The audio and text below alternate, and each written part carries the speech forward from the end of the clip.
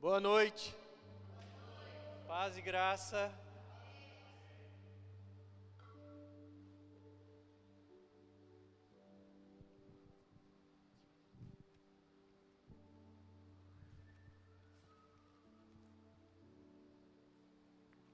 Feche seus olhos. Pai, nós te agradecemos no nome de teu Filho Jesus Cristo, por tudo que o Senhor conquistou por nós na cruz do Calvário e nos fez merecedores. Obrigado, Pai, em o nome de Jesus. Espírito Santo, nós te damos mais do que liberdade para agir e ministrar aos nossos corações. Você tem liberdade aqui, Espírito Santo Deus. Fala conosco, nos ministre, nos impulsione, nos fortaleça. Em o nome de Jesus, Pai, nós agora repreendemos toda a ação do reino das trevas contra esta palavra, contra a ministração. Nós agora repreendemos toda a ave de rapina, Deus, que está a postas para roubar a semente da palavra, Pai. Nós repreendemos em o nome de Jesus. E nós te agradecemos, Pai, em o nome de teu Filho. Você diz? Glória a Deus. Dê um aplauso ao seu Pai.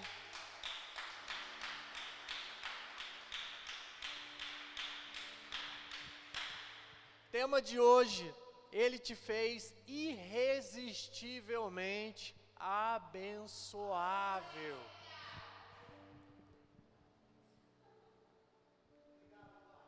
Irmãos, não tem como você não ser abençoado. Ele te criou para isso. Só que eu quero falar de algo que o diabo tem usado nos últimos dias para tentar roubar a bênção do povo de Deus, para fazer com que você não receba a bênção. Tem um transtorno que é chamado bulimia. O que é a bulimia? É um transtorno psíquico, psicológico. A pessoa tem uma ânsia por comer e, na sequência, ela tem um comportamento punitivo, que ela se induz ao vômito, ou ela toma laxante. Só que ela sempre é um círculo vicioso. Ela come, é um transtorno psicológico, ela tem uma compulsão por comer. Eu preciso comer, eu quero comer. No mesmo instante, ela se sente tão culpada por aquilo, que ela provoca o vômito, ela toma laxante. Então essa pessoa se auto-sabota, essa pessoa tem um distúrbio da própria imagem. Ela come, passa mal, se olha no espelho e se acha extremamente obesa. Tem também a bulimia reversa. Um amigo meu tinha isso, da academia. Por mais anabolizante que ele tomasse, por maior que ele tivesse, ele se olhava no espelho e falava: eu estou magro. Então essas pessoas, a bulimia, ela traz o quê? Uma imagem distorcida de quem realmente a pessoa é. Ela olha no espelho, está magra igual o mestre, parecendo uma vareta. Mas calma que isso vai mudar. Gostei. A irmã deu glória ali, aleluia. Só que ela se sente gorda. Os olhos dela mostram para ela uma mentira, porque mentalmente ela se vê de uma forma que ela não é. Então isso gera um comportamento repetitivo, destrutivo. Pessoas são internadas por causa disso, com anemia. Entram em coma, porque comem e no mesmo instante colocam para fora. Vivem subnutridas, desnutridas. Aí o diabo tem usado isso no meio do povo de Deus. O povo de Deus não consegue se ver na imagem perfeita através de Cristo. E aí tem uma imagem distorcida de si próprio. E entra nesse círculo destrutivo por não saber quem é. Coloca Gênesis 1, 26. O pessoal aqui, a maioria escola raia já está meio, não vou falar careca não, mas já está cascudo de tanto ouvir esse versículo. Também disse Deus: façamos o homem à nossa imagem, conforme a nossa semelhança. Então veja que Deus criou o homem para dominar, para influenciar, para gerir, para organizar. Deus criou o homem para ser abençoado. O homem foi criado para ser uma bênção. O homem foi criado para ter sucesso, para ter êxito, para fazer e acontecer. O homem foi criado um ser de sucesso. Não tinha com quem fosse páreo para ele. Porque Deus o criou, falou: olha, você vai ser como eu, você vai ser um sucesso, você vai ser uma bênção. Você vai chegar e vai organizar o que estiver desorganizado. Você vai levar harmonia onde há caos. Mas no meio do caminho, coloca Gênesis 3, no versículo 7. O homem cai. E aí fala: abriram-se os olhos e ambos perceberam que estavam nus. Estavam sem roupa. Peladões, pelados no paraíso. Tem o pelados e largados aí, né? Não, eles estavam lá no paraíso.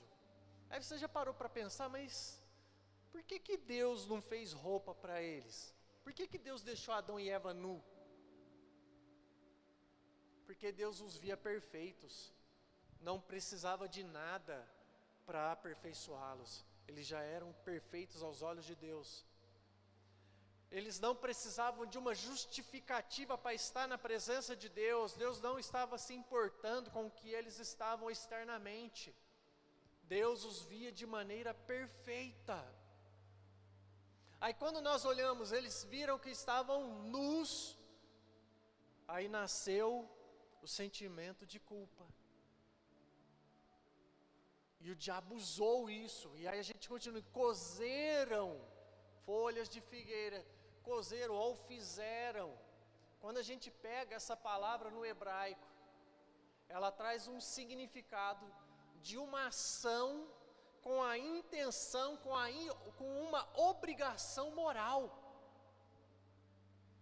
Então, eles viram que estavam nus e tiveram uma ação com uma obrigação moral de reparar ou esconder aquilo que eles achavam que estavam errado na vida deles. Bum, nasceu a culpa. Eu me sinto culpado. Como Deus vai me ver assim? E aí com esse sentimento de culpa veio o quê? O auto-julgamento negativo de si próprio. Eles começaram a se ver indignos, distorceram a imagem de que eles tinham de si próprio. Gerou uma prisão no passado. Porque vejam, nós estamos nus, Deus vai vir. Isso gerou uma pressão mental, uma tormenta mental na vida de Adão e Eva. Deus está vindo, nós temos por obrigação moral fazer algo, porque Ele está chegando. E quando Ele chegar, Ele vai ver que nós estamos nus. E aí a visão de perfeição que eles tinham de si próprios, a imagem e semelhança de Deus, ela distorceu através do sentimento de culpa. E Adão e Eva se olharam com descrédito. Nós não somos mais merecedores. Nós não podemos mais estar aqui. Eles começaram a se auto-sabotar. Se nós pegarmos para nós hoje, olhando para eles, o sentimento de culpa, ele não motiva ninguém a melhorar. Ele não motiva ninguém a ser melhor. É o contrário. Ele gera uma lamentação na pessoa. A pessoa começa a lamentar, ela gera autopunição. Realmente eu mereço isso, eu mereço ser punido, eu não mereço ser abençoado, eu não mereço ser amado por Deus. O sentimento de culpa é algo tão pesado, é um sentimento tão pesado que leva a pessoa a repetir o mesmo erro. Gera um círculo vicioso. Ela se sente tão culpada e ela busca um meio de tentar aliviar aquela culpa. Ela busca um meio em si própria de não mais cair naquele erro ou pecado. E ela acaba voltando para o mesmo erro e pecado. Se nós pegarmos o sentimento de culpa, ela gera doenças, gera atitudes paralisantes. A pessoa fica paralisada, ela não consegue mais progredir. Ela começa a procrastinar, ela se sabota, ela para de desenvolver, ela tem atrasos na sua vida, ela para de progredir, de avançar. Ela gera depressão. Por isso muitas pessoas estão dentro da igreja depressivas. Às vezes você que nos ouve essa noite, você está depressivo na sua casa, preso num sentimento de culpa, porque a culpa não deixa você enxergar a solução que está na sua frente, e a solução para a culpa se chama Jesus Cristo. Por isso que Jesus disse em Mateus 11, coloca lá, nem precisa colocar, por isso que Jesus disse assim: vinde a mim, vós que estáis cansados e aflitos, que eu vos aliviarei. Aprendei comigo, que sou manso e humilde de coração, tome o seu lado comigo na canga, porque eu vou dividir isso com você. Por isso que Jesus falou: vem até mim, eu vou aliviar isso. Essa culpa que você carrega, você não precisa carregá-la mais, lança ela sobre mim. Sabe por quê? Porque eu fui na cruz do Calvário e paguei pelo erro que você cometeu, paguei pelo erro que você cometeu lá atrás, paguei pelo erro que você vai cometer lá na frente.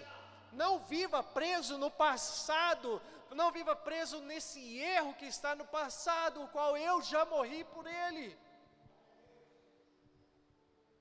O diabo usou a mesma estratégia com Adão.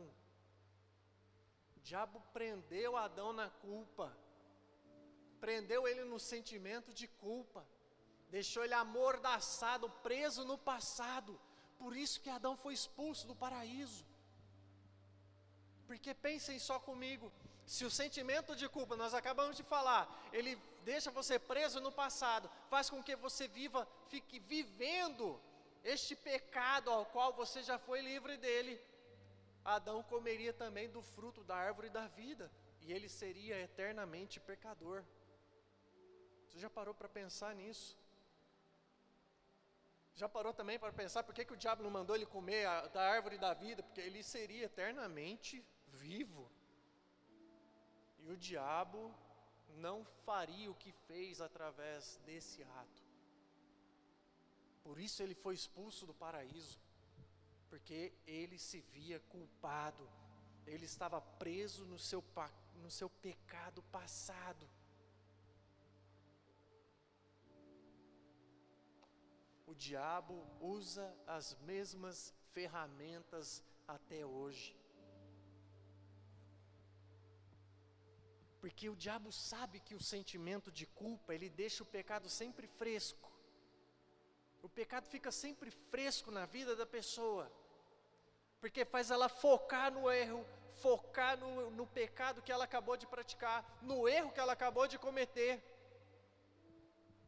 Fica sempre fresco porque ela não consegue ter novos atos, novas atitudes. Ela vive presa naquela situação de pecado. Ela vive uma vida de repetição, uma vida de círculo vicioso.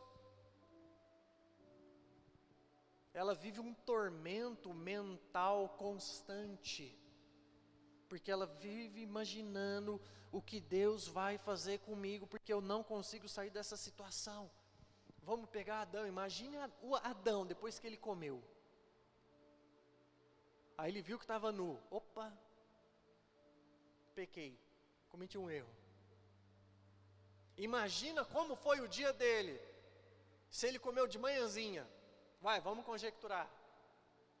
Aí ele passou o dia, meu Deus, Deus vai vir no final do dia. Deus sempre vem na viração. Quando ele chegar aqui, o que ele vai fazer comigo? Será que ele vai arrancar os meus braços? Ai, será que ele vai costurar minha boca para eu não comer do outro fruto? Já estava vendo o pecado. Eu garanto para você que foi o pior dia de Adão. O dia mais longo, o dia mais estressante, o dia mais tenso que Adão teve na vida dele. Porque o sentimento de culpa deixa o pecado sempre fresco na vida da pessoa, porque também não resolve o problema. Esse sentimento de culpa, ele não resolve o problema, ele só gera soluções paliativas. Qual foi a solução paliativa de Adão? Folhas de figueira. Eu cometi um erro, peraí, eu preciso de um paliativo para ser aceito diante de Deus novamente. E aí ele cozeu folhas de figueira. E aí para nós, como que nós lidamos com esse sentimento de culpa?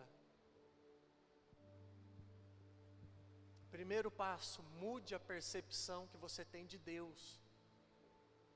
Quando você cometer um pecado, um erro, Deus não está pronto para te matar. Deus está pronto para te restaurar. Porque eu já disse, Jesus já pagou o preço por esse erro, por esse pecado que você cometeu. Você precisa mudar a sua forma de enxergar a Deus. Coloca aí 1 João 4,19.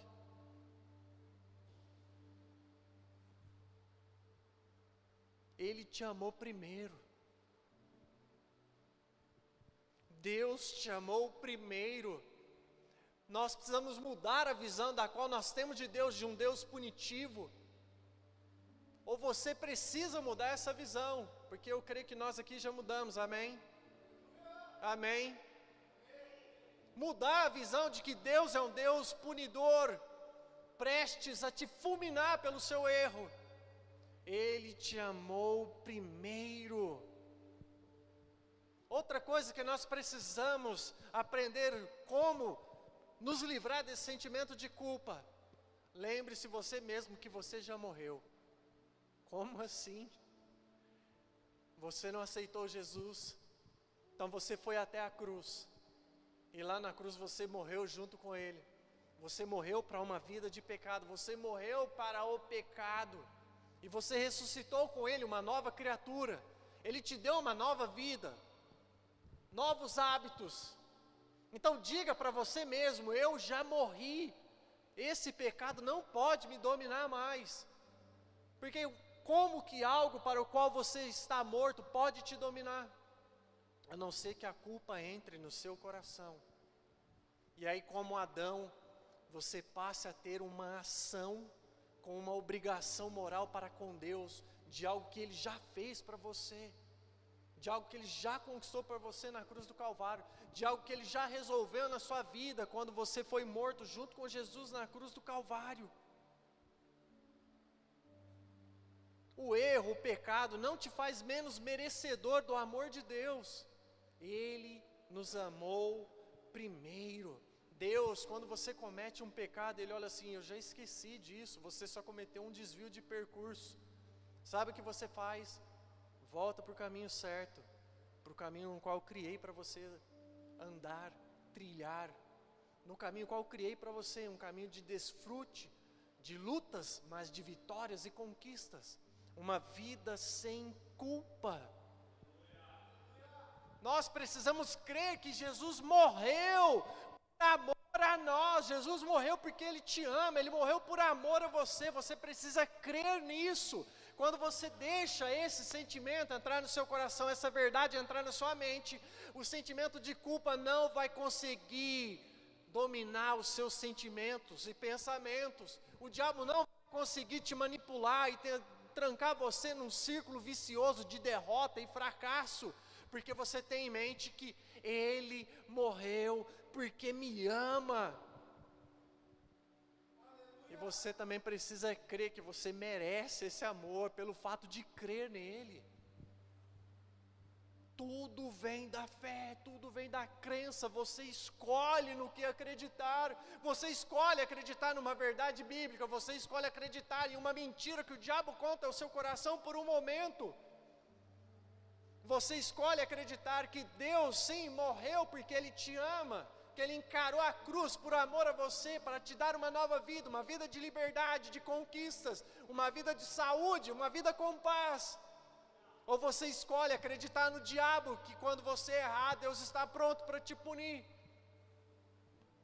Você escolher que Ele te ama.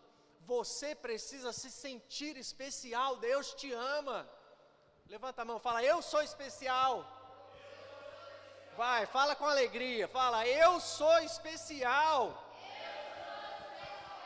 Deus me ama. Mais uma vez, Deus me ama. João 3,16, o versículo mais decorado, acho que no meio cristão. Coloca aí. Porque Deus amou o mundo de tal maneira que enviou Jesus para morrer no seu lugar, no meu lugar, para nós podermos ter a vida eterna através dele, o acesso ao Pai. Deus nos ama tanto que Ele resolveu o problema com o diabo e a sua obra satânica. Coloca aí 1 João 3,8 para a gente.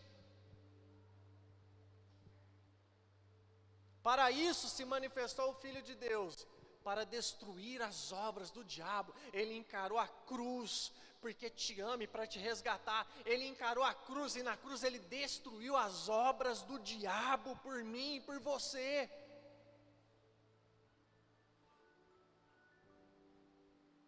Vamos pegar no direito penal. O cara cometeu um crime, ele é investigado, tem um processo, ele é considerado culpado, há uma sentença sobre ele é condenado, e aí ele é lançado na prisão. Ele vai ficar lá um tempo.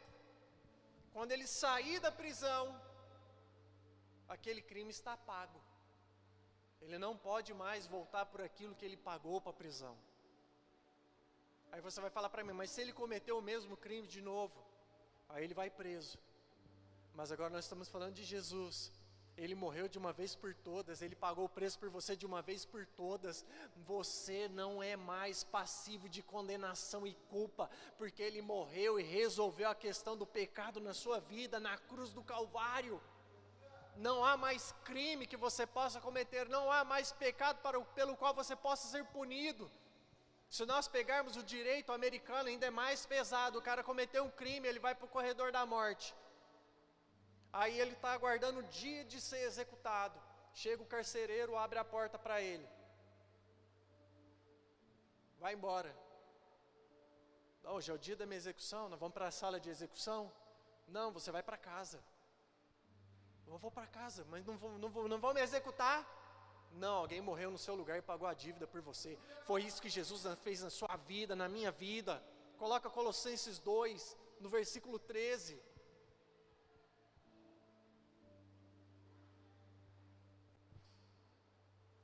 E a vós outros que estáveis mortos pelas vossas transgressões e pela incircuncisão da vossa carne, vos deu vida juntamente com Ele, perdoando todos os nossos delitos. 14. Tendo cancelado a escrita de dívida que era contra nós, e que constava de ordenanças, o qual nos era prejudicial, removeu-o inteiramente, encravando-a na cruz. Jesus pagou o preço por você, Jesus pagou o preço para você ser livre. Levante sua mão e grite: eu sou livre. Grite: está pago.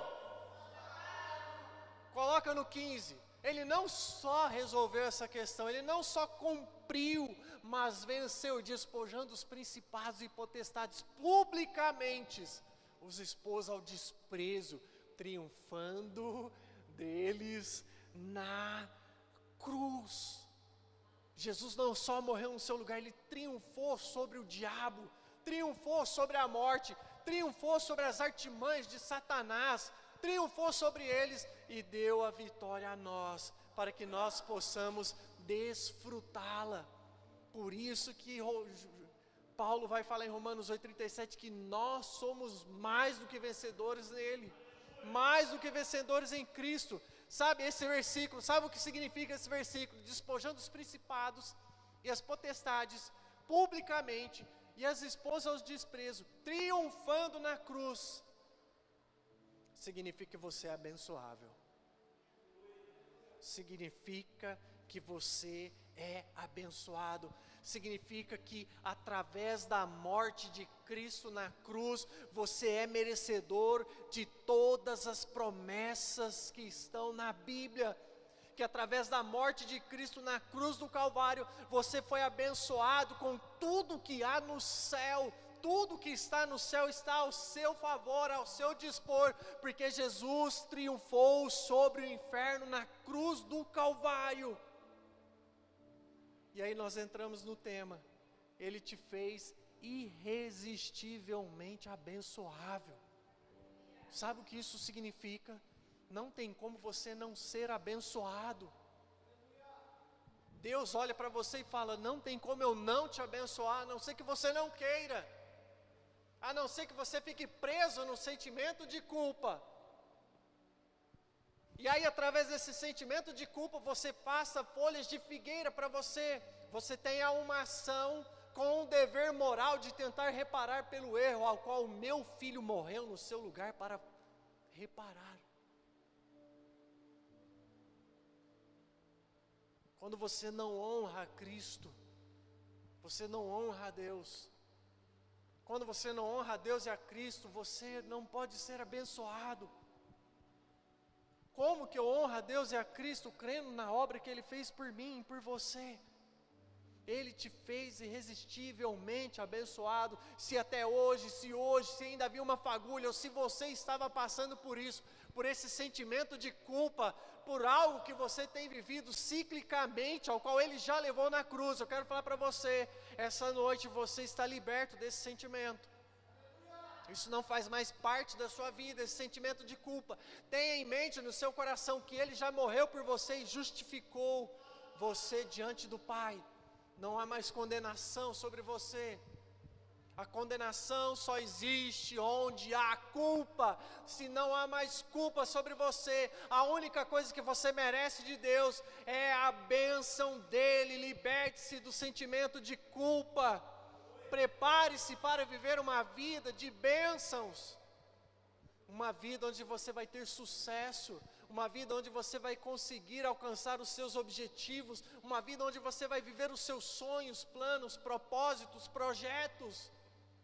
Uma vida a qual Deus desenhou para você, na mente e no coração dEle, quando enviou Jesus para morrer no seu lugar e no meu lugar.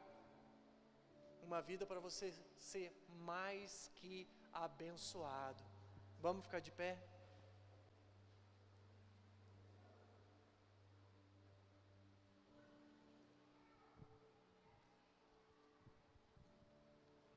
Da mesma forma que Deus criou Adão e Eva para serem um sucesso, Deus também te criou para ser um sucesso. Deus criou você para você ser uma bênção. Deus criou você para onde você chegar, você agir como Ele, você trazer soluções, você colocar ordem na bagunça, você ser uma bênção na vida das pessoas. Você nasceu para vencer. A derrota não faz parte do seu currículo. A derrota não faz parte da sua vida.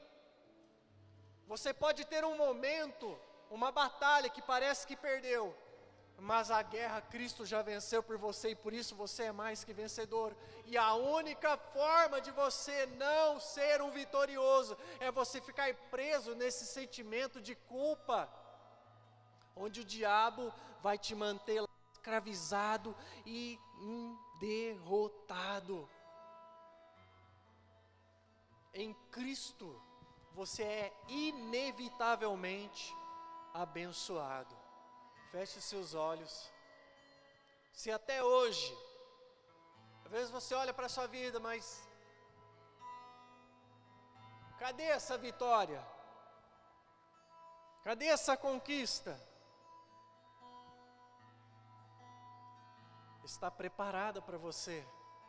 Você precisa girar uma chave na sua mente, uma mentalidade nova, a ausência de culpa. Cristo me fez um vencedor, Cristo me fez uma bênção. Não tem como a minha vida dar errado. Não tem como a minha vida ser uma vida de fracassos. Ele me criou para vencer. Ah, mas eu errei, eu fracassei. Se você está vivo, você ainda tem a oportunidade de vencer. Se você está vivo, você ainda tem a chance de fazer diferente e alcançar o sucesso, porque Ele já conquistou por você na cruz do Calvário. Uma das maiores mentiras que o diabo conta para as pessoas dentro da igreja, uma das maiores mentiras que o diabo conta para as pessoas lá fora, é que quando elas errarem, Deus vai puni-las severamente. Deus é um Deus de amor. Deus é chamado de nosso Pai. E como Pai, Ele quer que você tenha sucesso. E Ele fez tudo e garantiu isso, porque Ele enviou Jesus para morrer no meu e no seu lugar e levar a culpa sobre si. E nos deu a vitória, nos deu a conquista. Ele criou ferramentas e mecanismos para que nós possamos prosperar, dízimos e ofertas. Ele enviou o Espírito dEle para nos ajudar a andar em vitória aqui nessa terra. Ele criou os frutos do Espírito para que nós possamos ter uma vida equilibrada. Deus, através de seu Filho Jesus Cristo, criou todo o cenário para que nós possamos ter uma vida vitoriosa, uma vida de bênção, uma vida de sucesso. É como se Deus fosse um grande confeiteiro e você é a massa do bolo. Aí Deus tem a melhor batedeira, tem o melhor fermento, tem os melhores ingredientes, e é Ele quem vai fazer o bolo. O forno é dele, não tem como queimar. Tudo é dele, tudo é preparado por Ele, tudo é através dele. Não tem como você dar errado na vida, a não ser que você fique preso nesse sentimento de culpa. Liberte-se disso. Quando isso vier à sua mente, quando a culpa, quando o diabo vier te acusar, para gerar no seu coração a culpa, repreenda e diga: nele eu já sou perfeito, Ele já levou sobre si todos os meus pecados.